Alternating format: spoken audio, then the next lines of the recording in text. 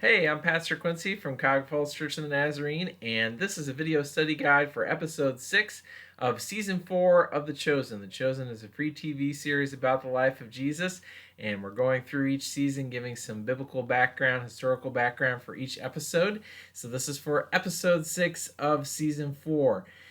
This episode begins with a little bit of a time jump, kind of a dramatic technique to intrigue the viewer, saying, how did we end up in this place where Jesus and his disciples are rushing into this room, and James has a head wound, and no one understands what's going on. Judas keeps saying, what does it mean?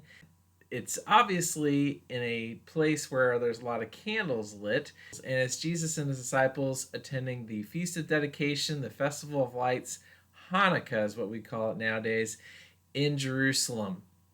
You can find the story, which will be referenced several times in this episode, that leads up to the Festival of Lights and the Feast of Dedication in 1st and 2nd Maccabees. And if you're a Christian who's never read 1st and 2nd Maccabees, I encourage you to do it. It gives some great background to the time period of Jesus, to the understanding of what the Jewish people were looking for in a Messiah, as seen by Judas Maccabees, and how he led a revolt against their Greek oppressors.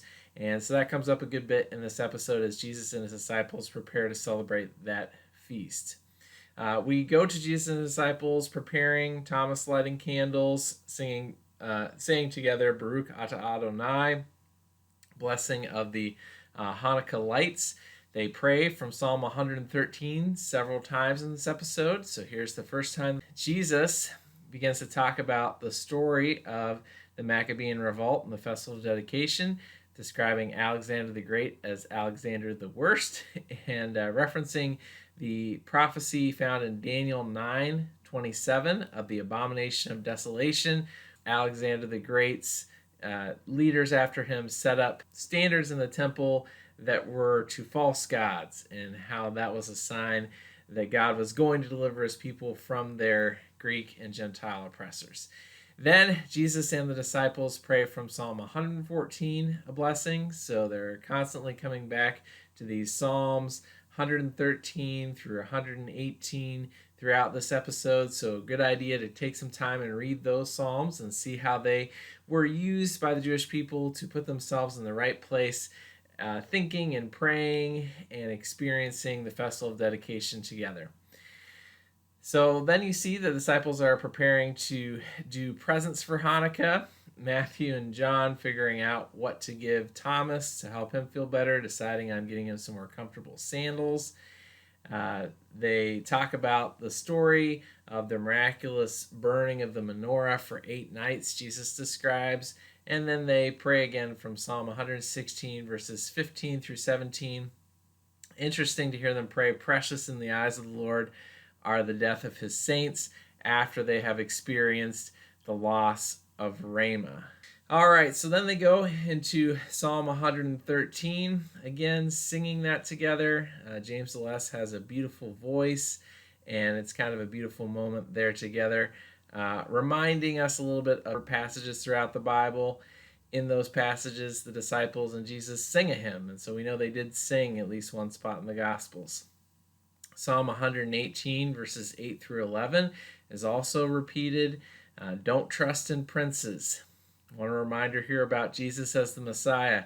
He's different than the princes of this world. He's not the same thing. He's something even better. So Jesus tells them that he's going to go into Jerusalem and give a sermon. And this is a reference to John 7 through 10, John's chapter 7 through 10, which is Jesus going to Jerusalem during the Feast of Dedication, the Passover festival, and a reminder of that for us as we experience this with them. Now Matthew here, as he begins to help look for sandals for Thomas, discovers some issues with the money and goes to address them with Judas. Interesting how they're helping us understand this. Matthew, with his concept and understanding of finances, recognizes that something's off with the books. When we reach Judas, we see that he's sort of mapping out battle plans. Again, another reminder that Judas maybe sees the whole mission of Jesus differently than what Jesus does. And Matthew challenges him. Judas is not receptive to that challenge. Then we get this nice scene between Yusuf and his father. Yusuf explaining some insights that he received from Jesus. He quotes Matthew 7:7, trying to explain what it is that he's doing and the call that he's felt to come back to the Sanhedrin, and his father affirming him for his choice to go to Capernaum to serve there as a rabbi. Beautiful scene of a father and a son here. We'll see how the show continues to develop this in the future. Then we have this scene between Peter and Thomas as Thomas is processing his anger and grief, and Peter shares with him of his own processing of anger and grief. One really great moment in here, kind of an Easter egg for Bible nerds out there, is that Peter quotes about why our trials come. Here, when he talks about his idea of his understanding of why Jesus allows us to experience trials, he essentially quotes from 1 Peter chapter 1, verse 7. So really neat idea to think that Peter's beginning to understand that concept and then one day shares it in this letter that becomes part of Scripture. The big question is, why couldn't Jesus have prevented it? Thomas asked some great questions. Why didn't he prevent it? Why didn't he heal her? Why didn't he raise her from the dead? And all that Peter can say is to quote Isaiah 55, verses 8 through 9. His ways are not our ways. His thoughts are not our thoughts. His ways are higher. His thoughts are higher. And Thomas says, well, it's just not good enough. And I think many Christians can relate of being in that situation of suffering and tragedy and not understanding and not feeling that the Scriptures can even provide what we need. Then we go back to the disciples celebrating. They're praying Psalm 115 together. Jesus receives the message that Lazarus is sick. He says the sickness won't end in death. We're not going to go there. The disciples are confused, but they accept what Jesus is saying. And then we see them teaching Tamar, and as Mary helps her to sing Exodus 15, which is the song of Miriam, the triumph over Israel's enemies. Again, what they're celebrating as they celebrate the Feast of Dedication. Now, Judas is interested in setting up some donation points to avoid this idea of them having to thresh their own grain and get their own wheat ready for bread. Isn't this wasting time from building the kingdom or accomplishing Jesus' work? The disciples emphasize that there's value in the work, and that's part of what it is that Jesus has called them to do. But Judas isn't willing to accept that. John suggests Judas, you should just go talk to Jesus. And Judas does. When he talks to Jesus, he hears Jesus, he sees Jesus looking at sheep, and he has to kind of process that and see, well, what does it mean for Jesus to be thinking about sheep and how they listen to their shepherd's voice? Jesus reminds him to go back and listen to what it is that he's told him over the years and to pay very close attention to the sermon he's about to preach. Now, Zebedee, we see, it hears from Jairus in Capernaum that there's a plot going around to kill Jesus. We find this in the Gospels in Mark chapter 3, verse 6, Matthew chapter 12, verse 14, and John 11:53. All talk about the plot that was hatched to put Jesus to death, and whoever can benefit politically from it, they're all in on this idea. Go back to the disciples. They're praying Psalm 118, verses 25 through 26, and then they're off to Jerusalem, where Jesus begins to preach a sermon that you can find in John chapter 10, verses 1 through 39. The whole chapter, you're going to find Jesus walking through that with his disciples and some angry Pharisees and Sadducees. The Pharisees catch on that when Jesus says, I have sheep that are not of this fold, that he's talking about Gentiles, and that makes them incredibly angry. What kind of Messiah would you claim to be when you're trying to welcome unclean Gentiles into the fold? We see the Pharisees reference this idea that we don't even know who Jesus' Father is. That's found in John chapter 8, verse 19. I don't think necessarily the show made this clear, but in the Gospels, it kind of seems like there's some understanding of people that Jesus' circumstances around his birth were mysterious, and it's an accusation that Jesus' mother might have been unfaithful in the Gospels, which obviously is what angry, upset people would say to Jesus. And so the show brings that out a little bit here.